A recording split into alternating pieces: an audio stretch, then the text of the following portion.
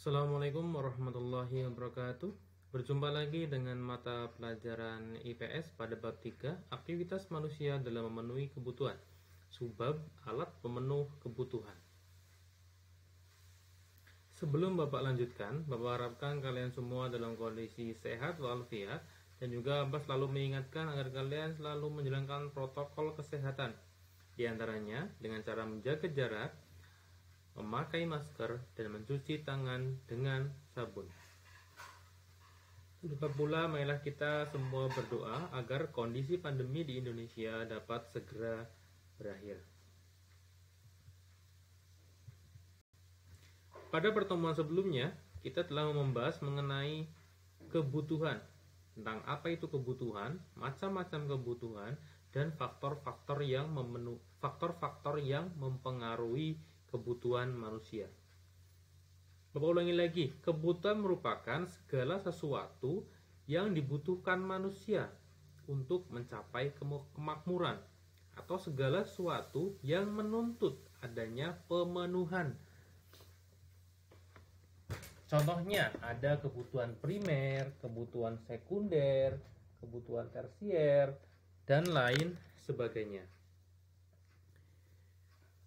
Nah, pada pertemuan kali ini kita akan melanjutkan pembahasannya, yaitu tentang alat pemenuh kebutuhan.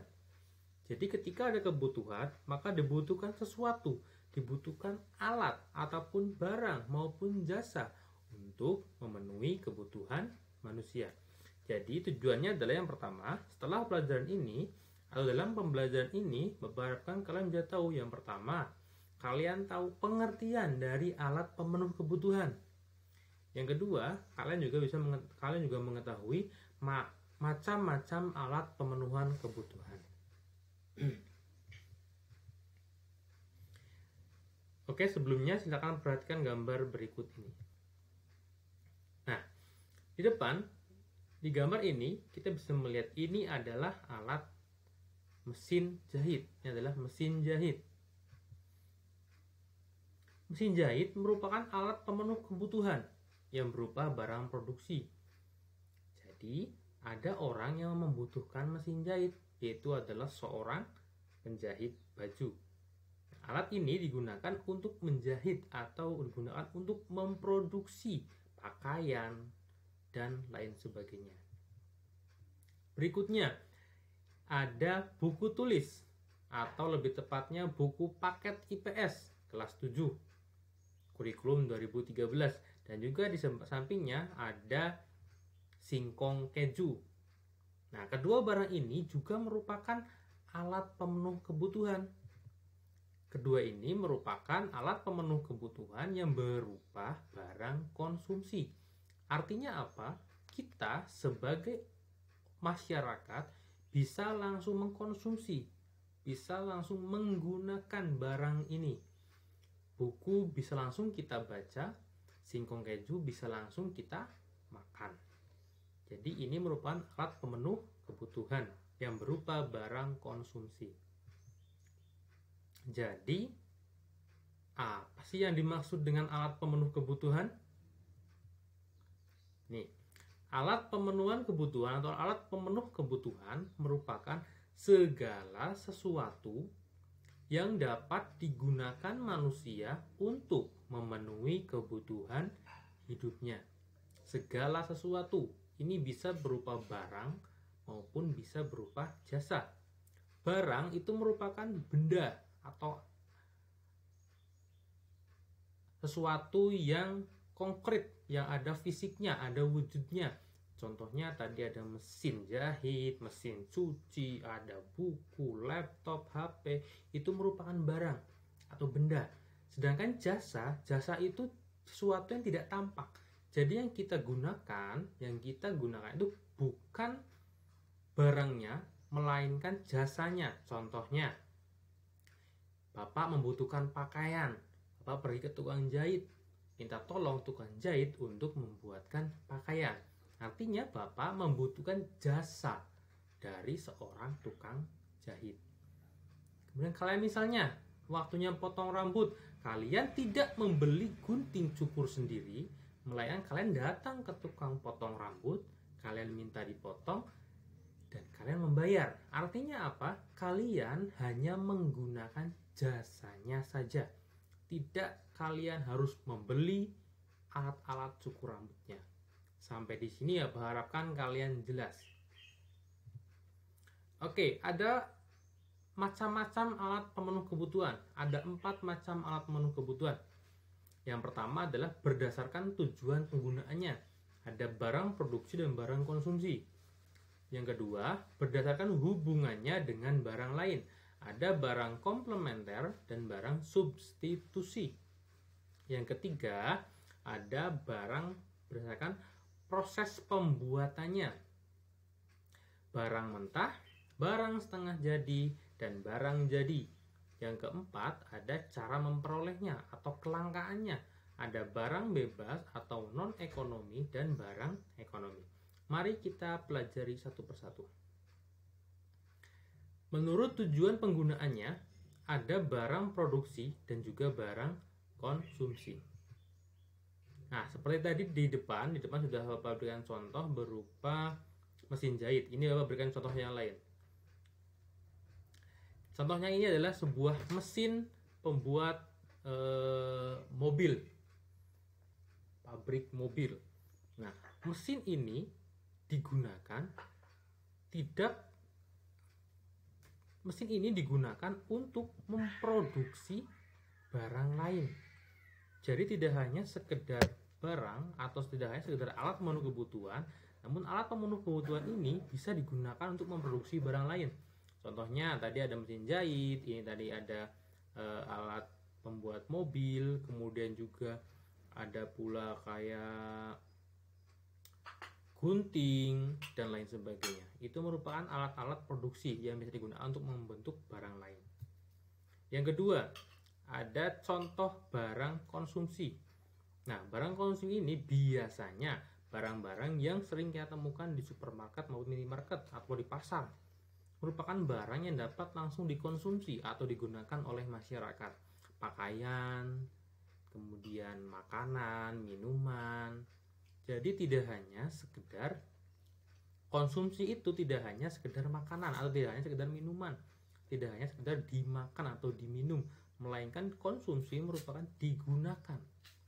Pakaian, sepatu, kemudian ada tas, buku. Kita cukup menggunakan tanpa harus memproduksi lagi. Berikutnya, yang kedua ada alat pemenuh kebutuhan yang hubungannya dengan barang lain. Ada 2. Yang pertama adalah barang komplementer dan yang kedua adalah barang substitusi. Oke. Contoh barang komplementer. Komplementer merupakan barang yang bisa saling melengkapi. Barang yang akan memiliki nilai guna lebih ketika digunakan secara bersama-sama atau saling melengkapi. Contoh gampangnya, di depan ada gambar bensin, kemudian sampingnya ada gambar motor. Apakah bensin berguna tanpa motor? Berguna. Bensin bisa juga misalnya digunakan untuk membakar dan sebagainya. Motor berguna. Bisa untuk koleksi di rumah dan sebagainya. Namun ketika dua barang ini dipertemukan, ini akan saling melengkapi. Tidak hanya sekedar pajangan, motor ini jadi bisa digunakan untuk alat transportasi. Jadi barang komplementer adalah barang yang bisa saling melengkapi. Contoh lainnya ada benang dan jarum. Benang sudah berguna, jarum pun berguna, namun ketika mereka berdua disatukan, maka akan lebih berguna, akan meningkat kegunaannya. Kemudian ada pula misalnya kompor dan gas. Kompor sudah berguna, gas pun berguna, namun mereka akan memiliki nilai lebih berguna lagi ketika mereka digunakan secara bersama-sama. Yang berikutnya ada barang substitusi. Substitusi merupakan barang yang saling menggantikan, yang sifatnya dapat saling menggantikan. Kalau di pepatah Indonesia itu ada yang namanya tak ada rotan akar pun jadi. Jadi ada yang menggantikan. Contohnya, kalian harus menulis catatan. Ketika pulpen kalian habis, misalnya pakai pulpen, wah habis, itu bisa digantikan. Kalian punya pensil, kalian gunakan pensil. Jadi bisa saling menggantikan. Sifatnya sama, namun biasanya ada sesuatu yang berbeda, kayak kualitas yang berbeda. Seperti itu. Jadi barang yang sifatnya dapat saling menggantikan. Contoh lain juga ada kopi, ada teh, bisa saling menggantikan. Oke, yang berikutnya, alat pemenuh kebutuhan berdasarkan proses pembuatannya. Yang pertama ada barang mentah, yang kedua barang setengah jadi, dan yang ketiga barang jadi. Oke, contohnya barang mentah. Barang mentah merupakan barang pada awal proses produksi. Ya, contohnya adalah kayu yang baru ditebang dari pohonnya. Pohon yang baru ditebang. Barang mentah, bahan dasar yang bisa dipakai untuk membuat barang lain. Jadi kayu ini bisa digunakan untuk membuat barang lain. Namun, barang ini atau benda ini belum mengalami proses pengolahan. Jadi masih berbentuk kayu yang baru sekedar dipotong. Untuk menggunakan kayu ini, kita harus memprosesnya, kita harus mengolahnya. Yang kedua, ada barang setengah jadi. Jadi kayu tadi yang baru dipotong, pohon yang baru dipotong tadi, kita proses, dibuat papan, dibuat balok, dan seterusnya. Ini namanya barang setengah jadi. Barang ini sudah bisa digunakan? Bisa. Namun sebenarnya ada proses berikutnya agar benda ini atau barang ini dapat digunakan secara maksimal. Jadi barang setengah jadi merupakan barang yang sudah melewati proses pengolahan atau proses produksi, tapi belum dapat dipakai untuk memenuhi kebutuhan karena belum menjadi produk akhir. Jadi belum menjadi produk akhirnya. Nah, sekarang yang berikutnya, barang jadi. Nah, ini adalah produk akhir. Tadi dari kayu gelonggongan atau kayu yang baru ditebang tadi, barang mentah, kemudian diproses menjadi balok, diproses menjadi papan, itu merupakan barang setengah jadi. Nah, dari barang setengah jadi tadi diproses lagi menjadi barang jadi. Itu contohnya ada meja, ada kursi, ada lemari, dan seterusnya. Nah, meja, kursi, lemari tersebut bisa langsung digunakan oleh manusia, oleh masyarakat. Tidak harus kita produksi lagi, tinggal kita gunakan. Namanya barang jadi. Contoh lainnya ada kedelai. Kedelai itu barang mentah. Dan dapat diproses lagi menjadi tempe. Tempe mentah itu masih barang setengah jadi. Proses berikutnya apa? Barang jadi menjadi tempe goreng. Itu namanya. Jadi ada prosesnya satu persatu. Itu namanya barang mentah, barang setengah jadi, dan barang jadi. Ini merupakan 3 barang berdasarkan proses pengolahannya. Saya harapkan sampai di sini kalian sudah paham. Oke, berikutnya yang terakhir adalah alat pemenuh kebutuhan berdasarkan cara memperolehnya. Yang pertama adalah barang bebas, yang kedua adalah barang ekonomi atau ekonomis. Contoh barang bebas. Ini ada udara, ada air, sinar matahari, dan lain sebagainya. Jadi barang bebas merupakan barang yang untuk memperolehnya atau untuk menggunakannya tidak diperlukan pengorbanan atau biasa kita sebut dengan gratis. Kita mau menjemur pakaian, kita nggak harus bayar cahaya mataharinya. Kita nggak perlu bayar untuk menggunakan air sumur. Yang kita bayar itu adalah proses menggali sumurnya, tapi airnya gratis kita menggunakan. Air laut gratis, itu namanya barang bebas.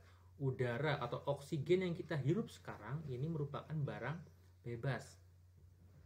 Tidak perlu kita bayar kecuali ketika oksigen tersebut menggunakan sebuah proses pengolahan atau proses produksi. Oksigen tersebut diproses, dikemas di sebuah tabung yang nanti disebut sebagai tabung oksigen. itu sudah bukan lagi barang bebas karena ada proses produksinya. Itu merupakan barang ekonomi nanti yang pada yang kedua nanti. Contoh lainnya, air yang dari pegunungan itu atau mata air itu gratis, namanya barang bebas, kita bebas mengkonsumsi.